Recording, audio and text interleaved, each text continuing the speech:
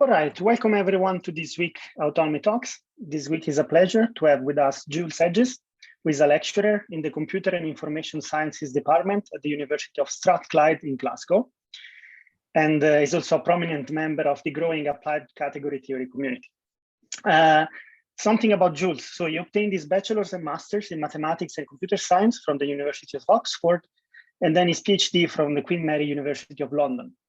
He then was a postdoctoral researcher in Oxford, and also he moved to Leipzig, the Max Planck Institute for Mathematics in the Sciences.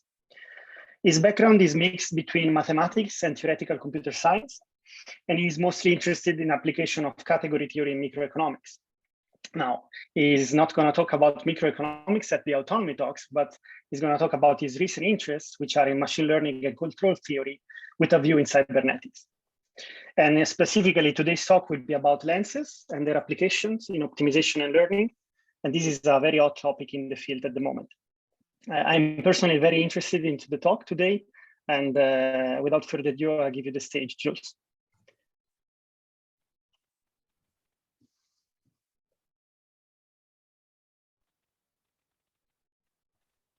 Okay, thanks. I think that was more bio than I told you, so I feel like you looked up my CV or something for some of that. Right. So, hi. So I have to give a health warning that I didn't have time to prepare slides properly. So I'm going to give a talk that I've given before, and this is a virtual board talk. So it's going to be a bit more informal than, I guess, many talks. Also, my internet connection is a bit shaky, so sorry, that's just how it is. So I hope I don't cut out too much. I shouldn't disconnect completely, but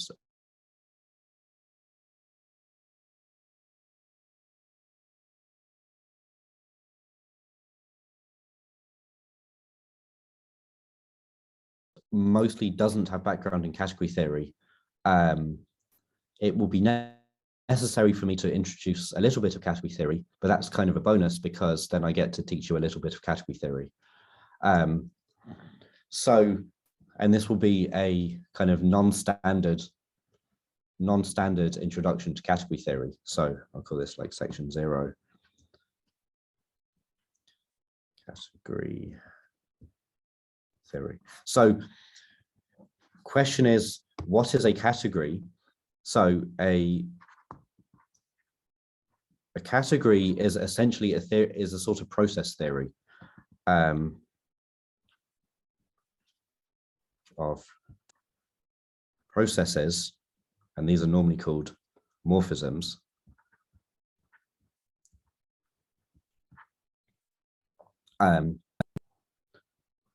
And also a bunch of types, aka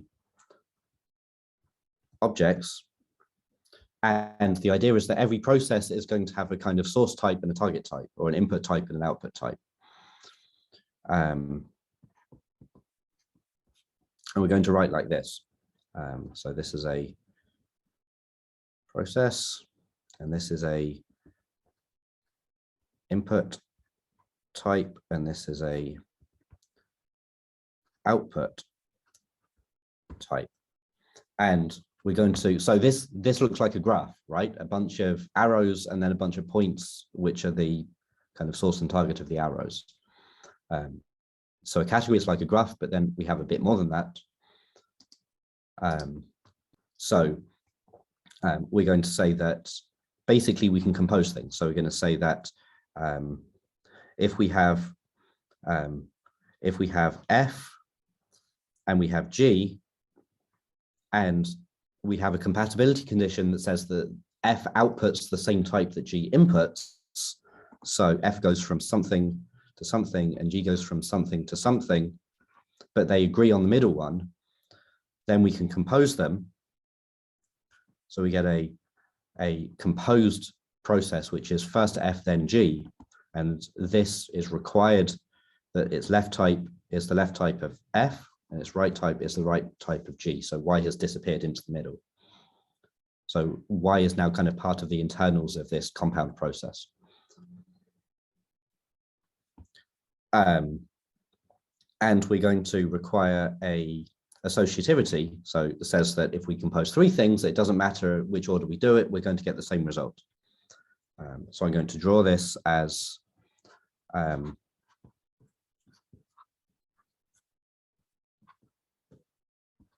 so these things are called string diagrams, and we can use them to draw pictures of processes in a category. So the associativity law says that I'm allowed to draw this, and this is unambiguous. It doesn't matter if I bracket it this way or the other way, I get the same result. So just drawing three things side by side is unambiguous. I also have a kind of a do nothing process on every type. So I always have a special kind of do nothing process that takes a type to itself. And this has to have the property that if you compose it, it's the same as not composing it. And then I'm going to draw this as a piece of string. So then the property that says that this is doing nothing is saying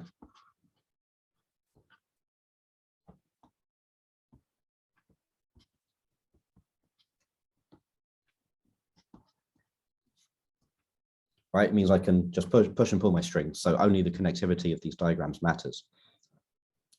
So doing nothing is a kind of a blank Y represents doing nothing.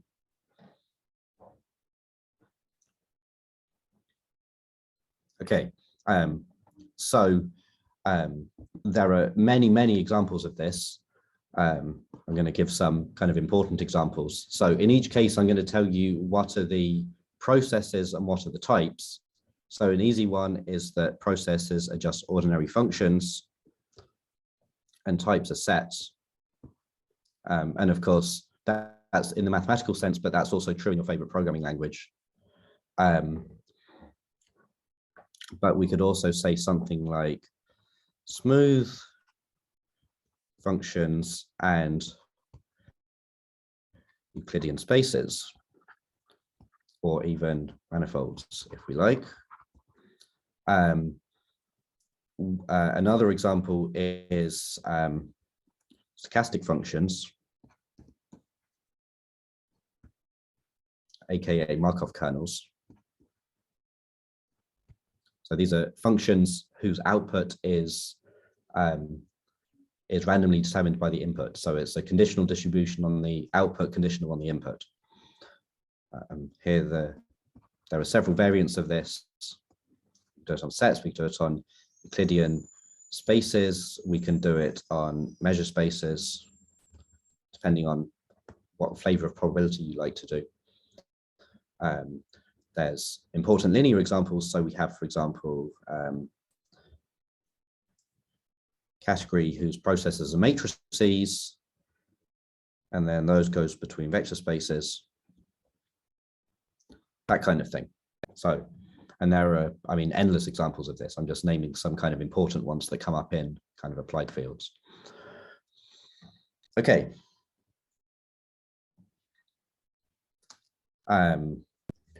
We have a bit more. We have a thing called a monoidal category. So a monoidal category is a category, so it's theory of processes together with the ability to put processes in parallel. So category just says that we can compose things sequentially. We can do first one, then the other. In a monoidal category, we can do things in parallel. That says that if we have some process F and we have some process G, then we can put them in parallel, and this is usually written F tensor G. And then in this case, we also need a tensoring operation on the objects like this. And I'm going to draw this like this. So to read these diagrams, this left boundary, which is two pieces of string in parallel, you read this as a kind of tensor product.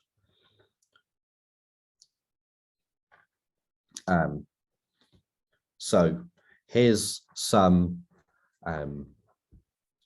examples. So each of the examples of categories I gave has at least one interesting monoidal product.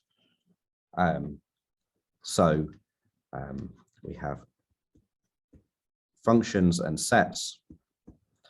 This can be made into a monoidal category, for example, by Cartesian product.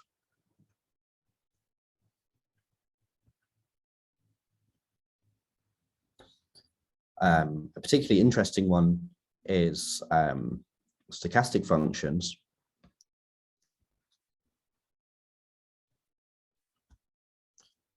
So this can be made into a monoidal category by also Cartesian product, but it behaves in a very different way than it does with deterministic functions. And this allows you to talk about joint distributions. So a stochastic function, if I go a stochastic function from one point to a Cartesian product is exactly a joint distribution.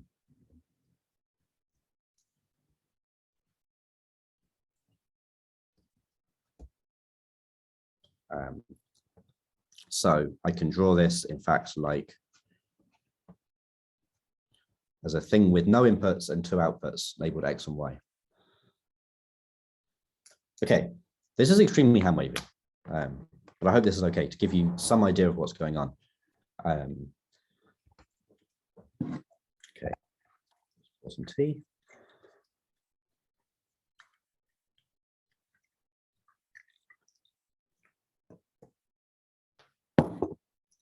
Okay, I should ask, are there questions at this point?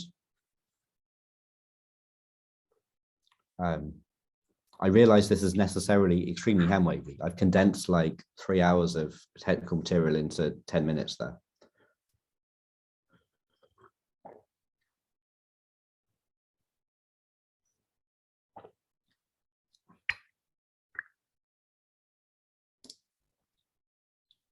Okay.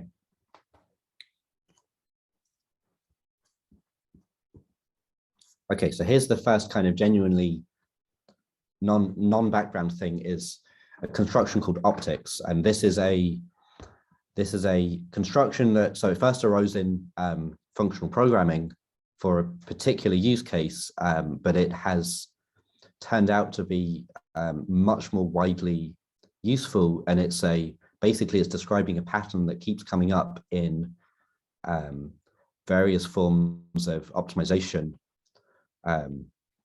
and kind of numerical algorithms, typically where you have a kind of forwards part and a backwards part that are interacting. So an optic, so we're going to start from a category. So start from a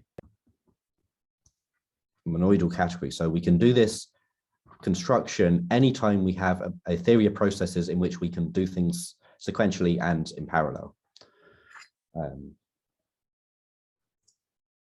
That's the kind of starting data you need for this construction. Now I'm going to say that, so an optic is going to be a new kind of process. We're going to build a new process theory, but these are going to be a kind of bidirectional process. So optic, I'll call it lambda. And the types of this are going to be pairs of types of the old thing. So it's prime, y prime. So these are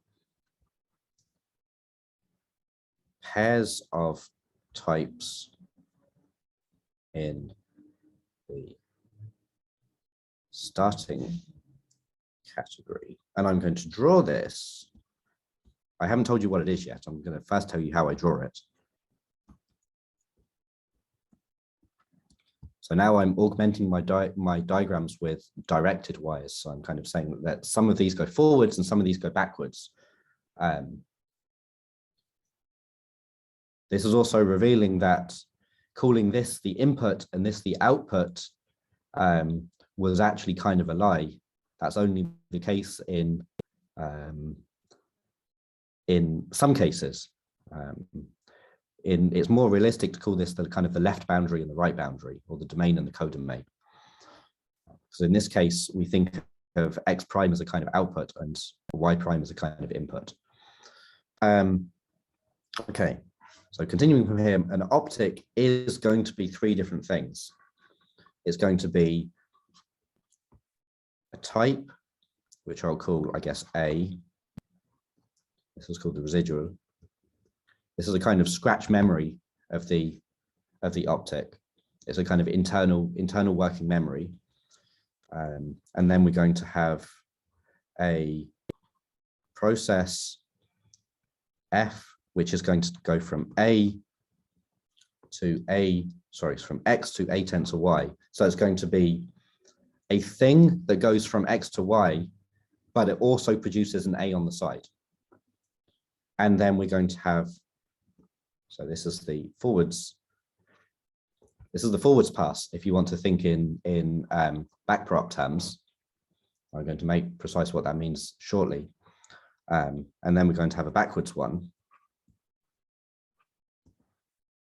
So this is another process, and this is going to go, it's going to go from Y prime to X prime, but it's going to consume an extra input of type A.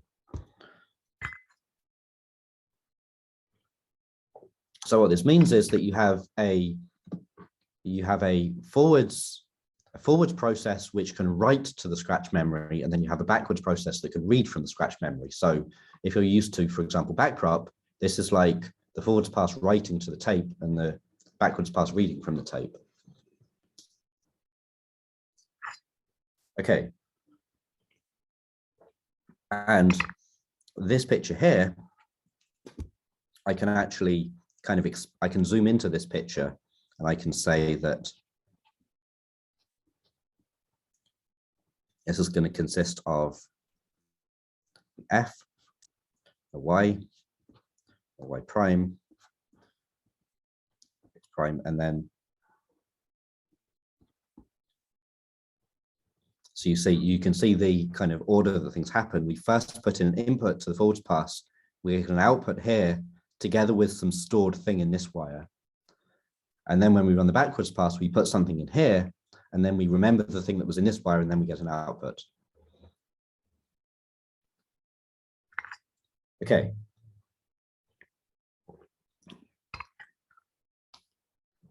Now here's a important fact.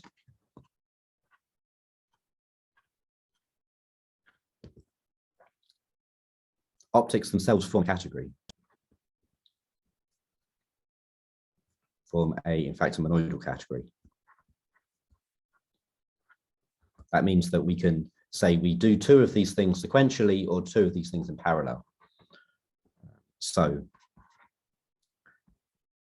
you can sort of read off what this is going to be just by drawing pictures.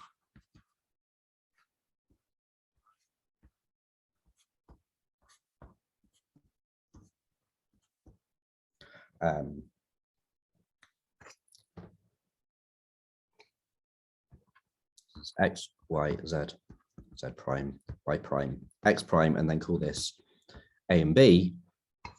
So when we compose these together, the composite needs to have both A and B available as scratch memory. So that means the tensor product A tensor B. So we can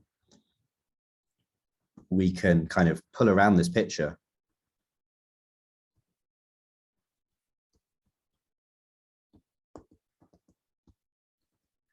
So say we have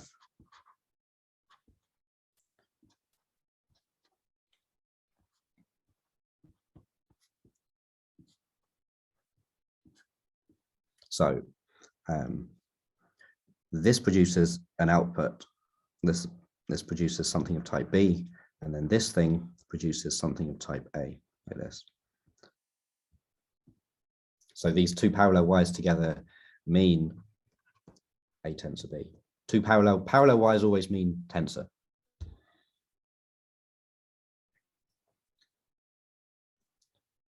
So this is the rule that says how you compose things. And again, if you're used to backprop, this should make sense that if you like if you have the, let's say you stack two neural networks end to end, the tape that you need to do backdrop on the total thing is like the sticking the two tapes together. You need as much memory in total as you need for them individually. Okay. So a lot of the kind of CyberCat project is studying optics in the abstract using tools of category theory and figuring out what we can say about it. And this is a kind of an extremely neat version of what in practical algorithms ends up being kind of notoriously messy and hard to understand. So it's kind of just like focusing on the pure essence of what does it mean to have a forwards pass and a backwards pass and communication between them. So a lot of our project is kind of just like trying to understand this as an isolated piece, trying to understand it in as much detail as we can. Okay, so let me give some examples. And actually, the examples is actually the point. So optics are interesting exactly because examples of them arise in kind of a wide variety of interesting situations.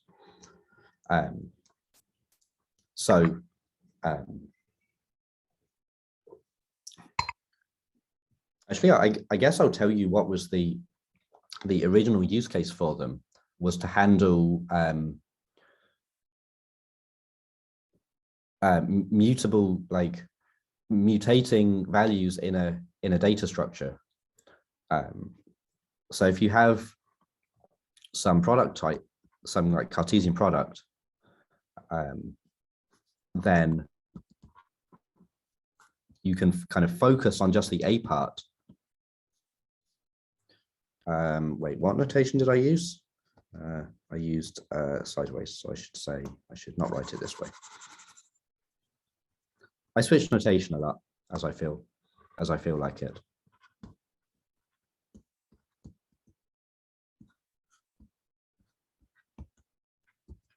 So this is a kind of focusing optic on a data structure that says that if we have a data structure that looks like a pair, we can focus on just one of them. And then we have a put back operation that allows us to make changes to just the part that we're focusing on.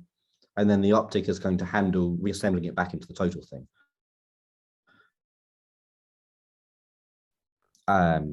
So we're going to make an optic whose residual is the other bit. So it's going to remember the other bit in its scratch memory. And then it's going to be, and now these two functions are left being very boring because we go from A times B to, so this is the input, and we're going to go to A times B. So this is the, in fact, officially it's B times A. So this is the output, this is the residual. And then we're also going to do a, so this is the output, new input, residual. So this says that, so we're given a pair, we output the first thing and internally remember the second thing. And then we're given back a new updated first thing that we're going to overwrite the old one. And then we reassemble that back with the part that we remembered for the rest. So this is a kind of update lens. So this is, in the end, this is where the name optic comes from, is that we're looking into data types. So functional programmers went overboard with this kind of physicsy terminology of using optical components to look into data structures. Okay. So here's a very different example. Let's say I have a differentiable function. then I can turn this into an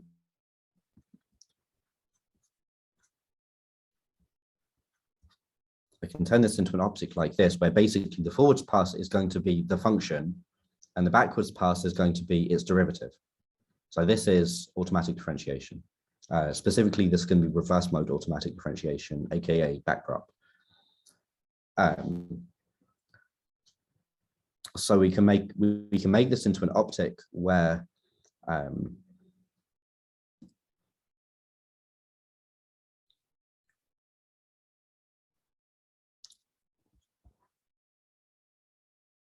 so we're going to do like on the input X, we're going to return. So the output we want to return is f of X.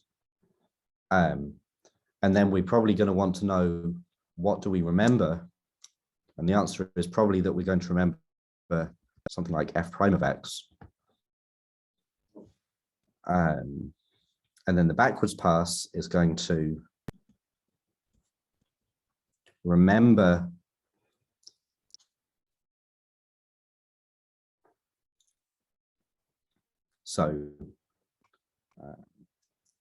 it's going to be I'm just going to call this A, and it's going to output something like this.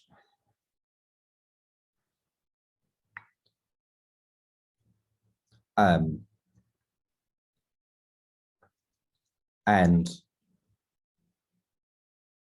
okay, so this extends to functions Rn to Rm, where the thing that you remember is like the transposed Jacobian or whatever. I always get the details of this wrong every time I talk about this.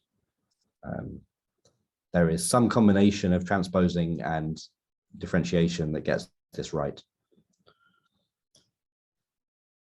And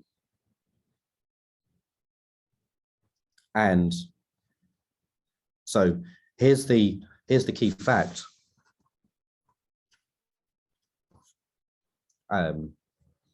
This is the compositionality property, says that, so if we have a composite function, so if we have f and g, we can do two different things. We can compose them as functions. That gives us fg, and then we can turn into optics. So I'll call this like dfg. Alternatively, we could turn f and g individually into optics. Turn into optics. So now I have d of f and d of g, and then I could compose these as optics.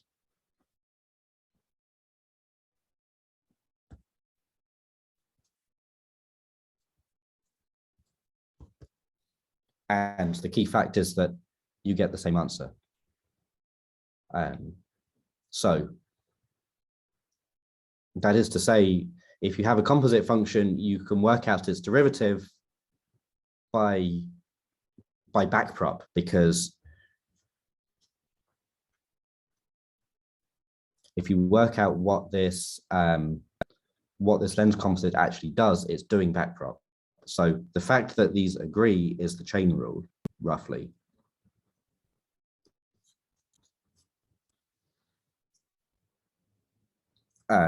So if I go back to the picture I drew for what it looks like when you chain, so sometimes I call composition of optics chaining, exactly as a kind of pun on the chain rule, right? You're composing things as though they compose by a chain rule. So if you look at the data flow in a diagram like this, you can kind of read off the algorithm for backprop. So we put in some x here, and here we get f of x, but we remember like f prime of x.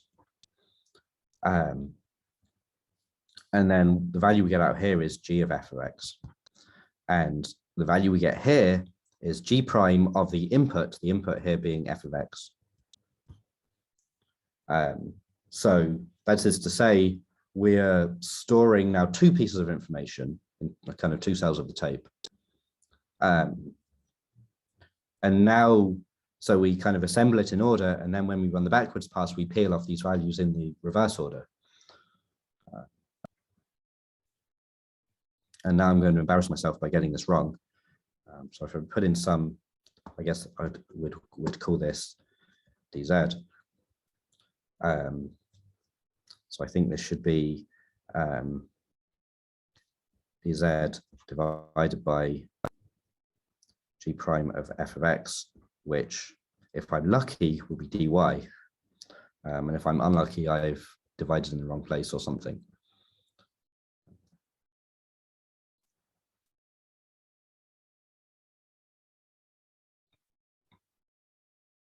Okay. There are details, and there is a greater than 50% chance that I've got the details wrong. But fortunately, the details aren't important. The important fact is that you you can do backprop by making the right definitions here, and that optic composition is kind of structurally doing the same thing as, in general, that backprop does specifically. Question in the chat is that no, D is not the differential operator. D, yes, I probably shouldn't have called it D. D is something that produces basically a pairing of the function itself with its differential operator, but the composition of them is this optic composition that kind of makes things just right so that this equation actually becomes true.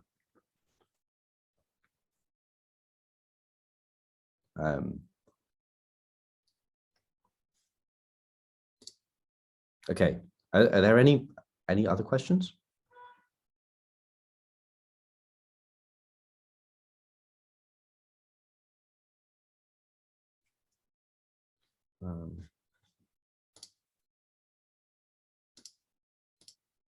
Okay. I hope nobody's talking right now because I can't hear anything. Okay, so here's a different thing you can do with it. So suppose you have, so this is something totally different. Is there a way to take the optics analogy of zooming into a data structure to backprop? I don't think so. I mean, very, very loosely, yes. So very loosely, you can pretend that any optic is zooming in. The reason that that doesn't go very far is that zooming in, so that is to say, updating values in a data structure always satisfies several extra equations that say, for example, things like if you put back a value and then immediately view it again, you get back the same thing. And there are several equations like this. Things that say, for example, if you put back two values, the one that it's the same as just putting the second one and never putting the first one. And these equations typically are false for other applications. So there are kind of several extra nice properties that you get in that world that we don't get in general. But you can kind of pretend to some extent. I mean, nowadays I prefer to go the other way and pretend that updating data structures is kind of like backprop. Okay.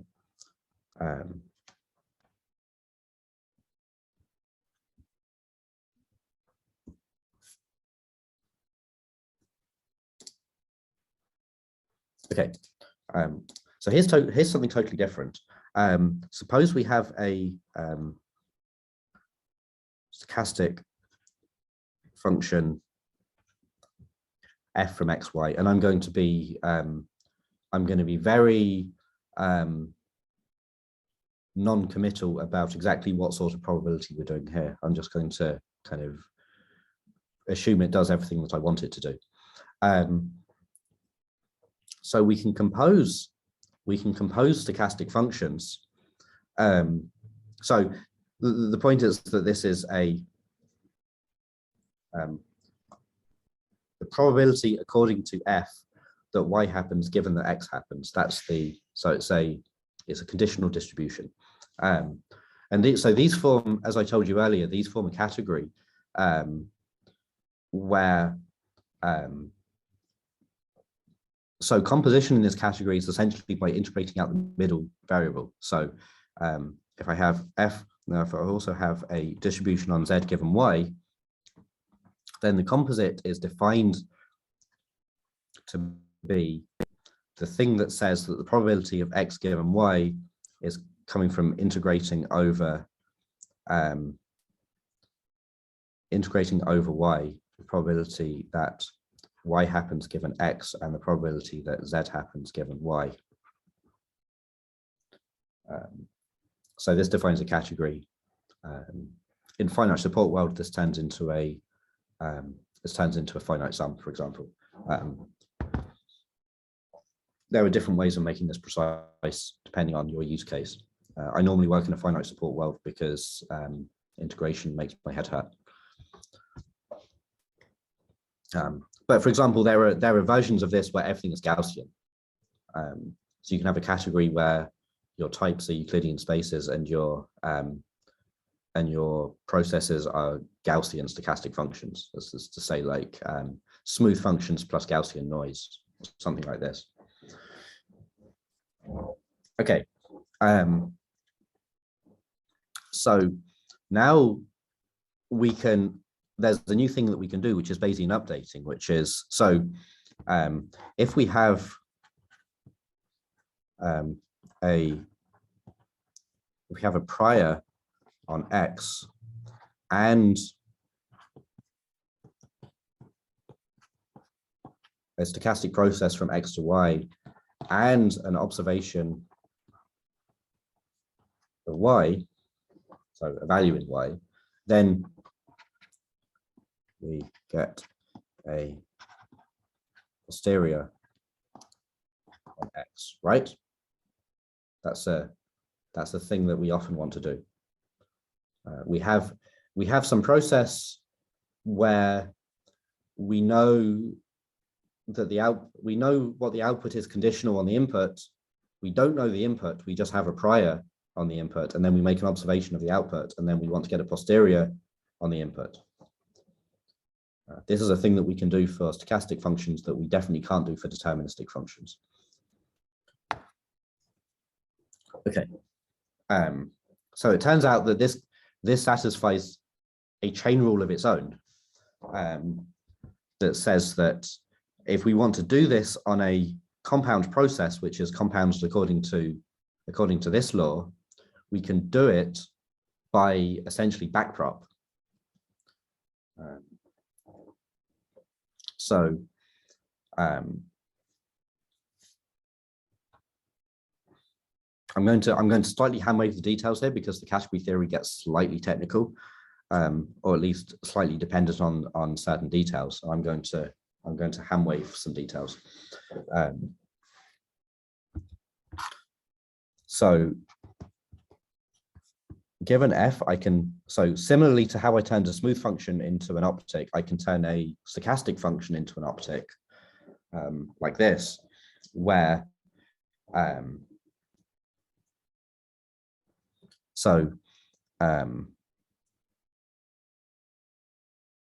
the idea here is that when I put in a prior,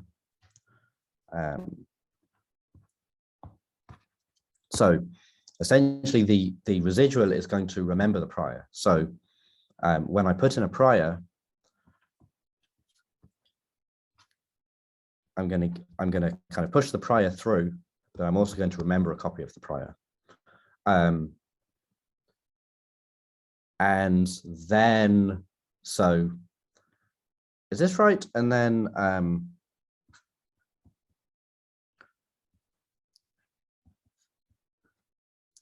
yeah, so then I want to, the backwards, so this is the forwards pass.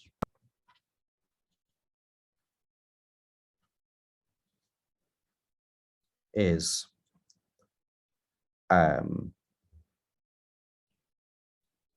So, I mean, this is defined by Bayes' law. So this is probability of X given that f of pi is, so it's the probability that pi equals X given that f of pi equals Y. And so there's a corresponding key fact, which is that if I have two stochastic processes which could be joined end to end, I can do two different things. I can compose by integrating out the middle variable. This gives me fg, and then I could do Bayesian updating. I guess I'll call this b of fg, or I could do the same construction on them individually.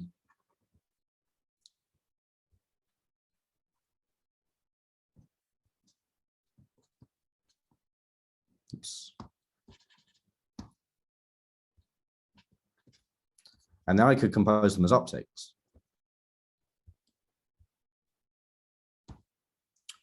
So this is b of f, b of g.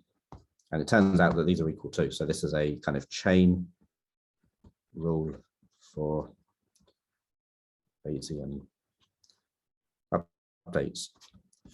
And I haven't checked, but I'm sort of 80% sure that this is probably how Bayesian networks work.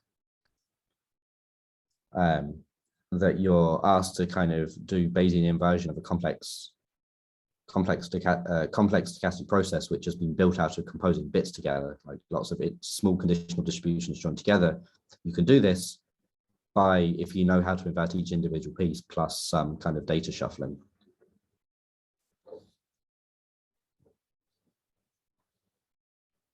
Okay. I hope this was somewhat clear. So this kind of chain rule for Bayesian updating is firmly kind of folklore. It's, I mean, there's zero chance that nobody's seen this before, but it's never seen clearly written, like it's not written on Wikipedia, for example.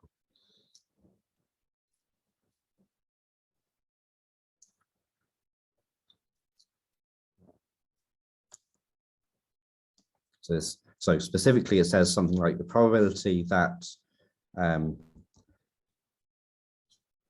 is X given that like G of f of X is some Z can be kind of reduced, can be split into simpler terms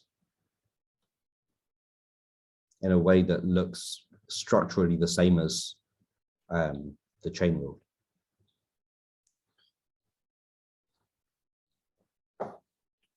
Okay, I haven't said anything about control theory. So the thing about control theory is that I extremely strongly suspect that at least one important method in control theory is going to be an example of this too. But there are details, and I'm significantly less confident talking about it than the other stuff that I've talked about. These are things where I've at least checked the details.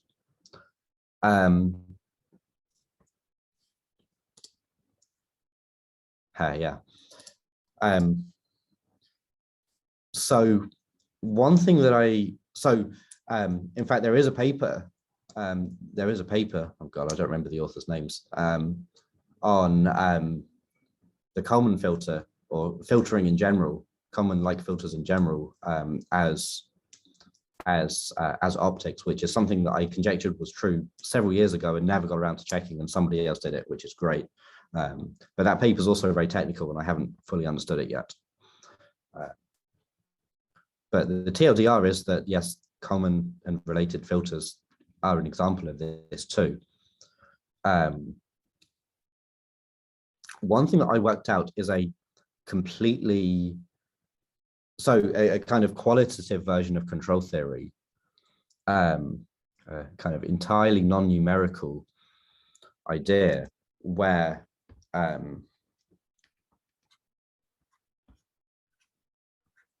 So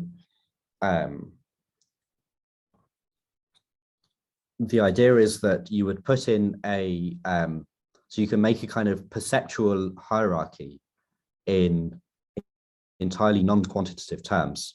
And I hacked this up and kind of confirmed by experiment that this thing actually works. You can do some kind of qualitative control like this. So you put in a kind of high level command as the input, and you get a layer that's going to translate it down to a lower level command. So I did a kind of fake robot control example, the kind of thing that happens all the time when you get theoretical computer scientists trying to write about robots.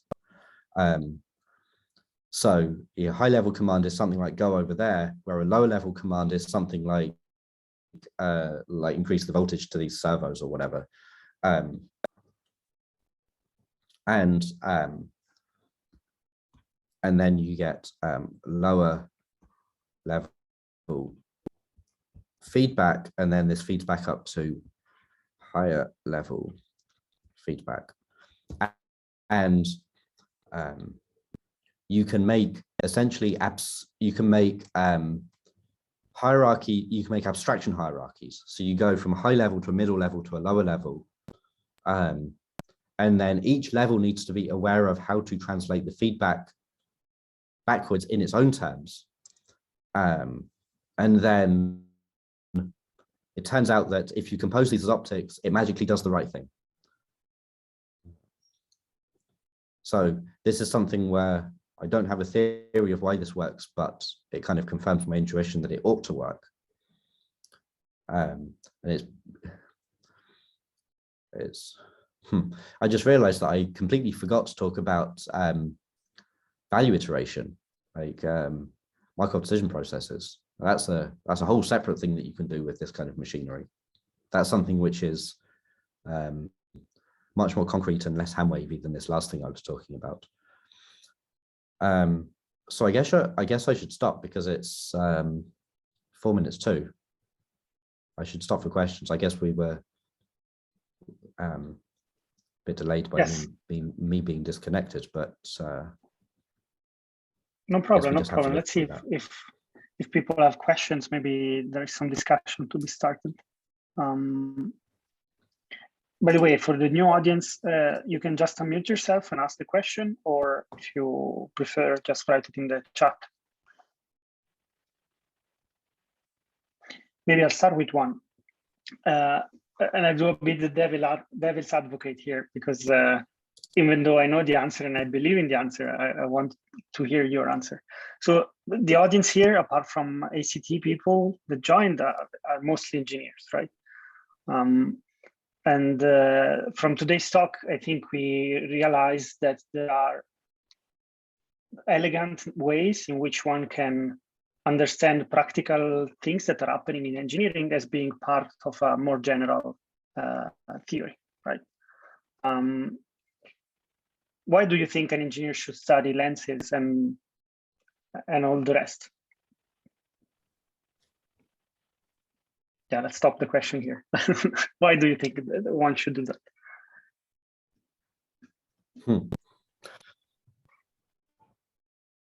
Yeah, I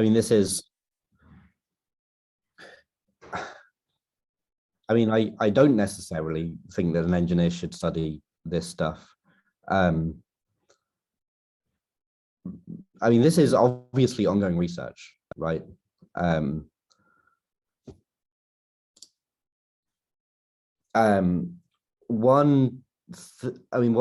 I'm hoping is essentially that programming languages can be a kind of middle level between the theory and application domain specialists, which in this case is engineers. So this is a thing I normally think about with economists, because economists are significantly more hostile as application domain experts.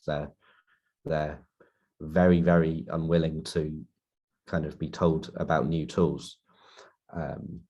So my approach to this has been essentially to give up and to kind of build tools that hide what's really going on, which I think is a reasonable thing to do.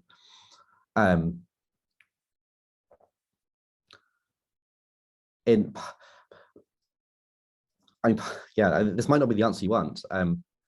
Partly this is a case of me as a theoretical computer scientist trying to come up with a framework for studying a lot of very important examples, very important algorithms that exist in the real world that are used for very important things, which kind of the methods of theoretical computer science have very little to say about.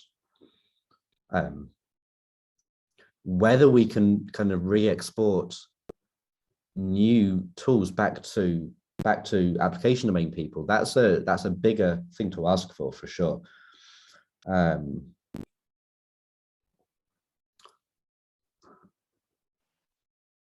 I mean, yeah, if you're interested in foundations, then sure. Yeah, exactly.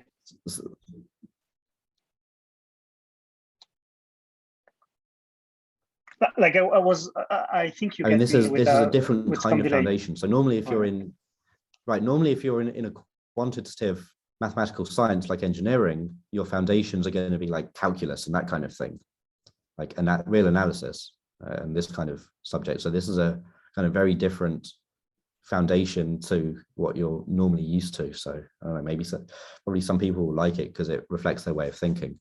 It should be a foundation that reflects the systems theory way of thinking much better. It's about like black boxes and plugging black boxes together, which is a kind of it's an algebraic thing rather than an analytic thing. Yeah, thank you. Thank you for the answer. Let's see if I can read some of the questions that are in the chat.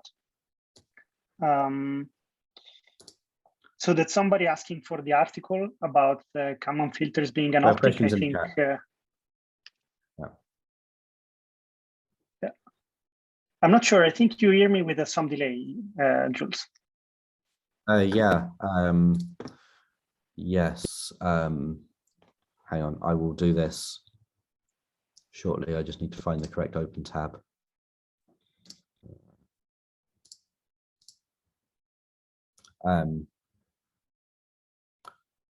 For Vincent's question, there is nothing particularly special about forwards and backwards.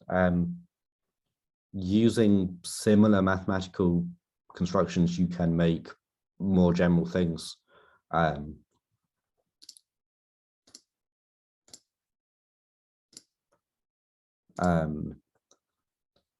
What's really special about forwards and backwards is that important methods that exist in the wild use forwards and backwards, like backprop.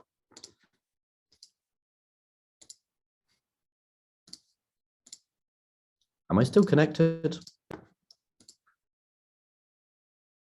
Yes, we still see your whiteboard.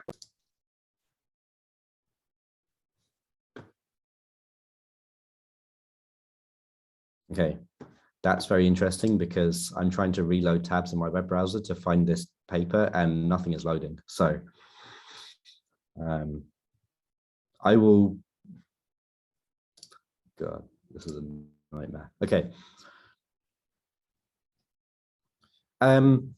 For Alex's question, all of these things are basically equivalent. So I don't think it really matters. This is like, what is the syntax for talking about monoidal categories?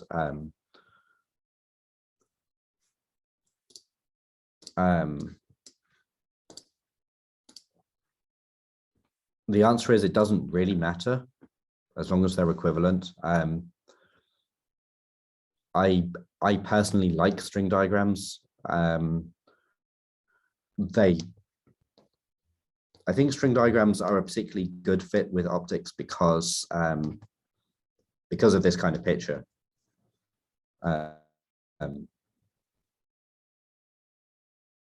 But yes, other possibilities are available.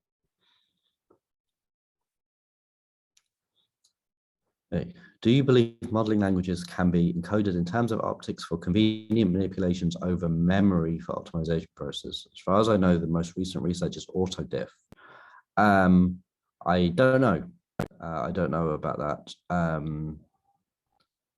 convenient manipulations over memory for optimization processes. This is definitely plausible. So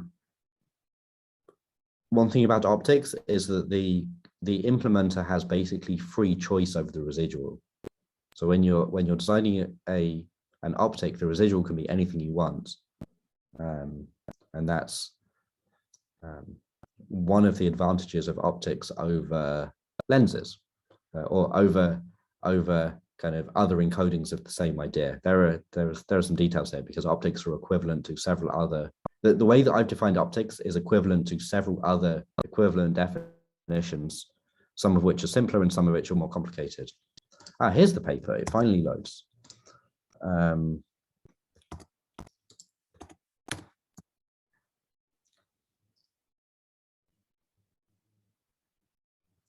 Okay. Yes, we have a very long delay. I might as well be on the moon for how long this delay is.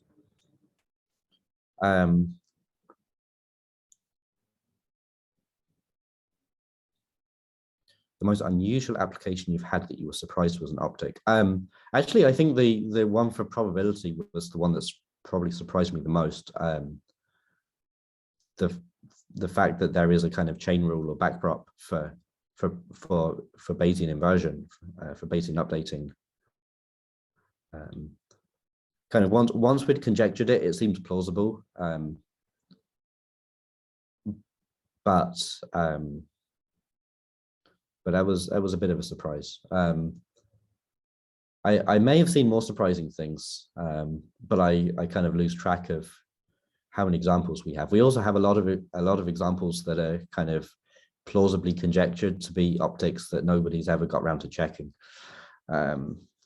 Lots of things have a forwards pass and a backwards pass.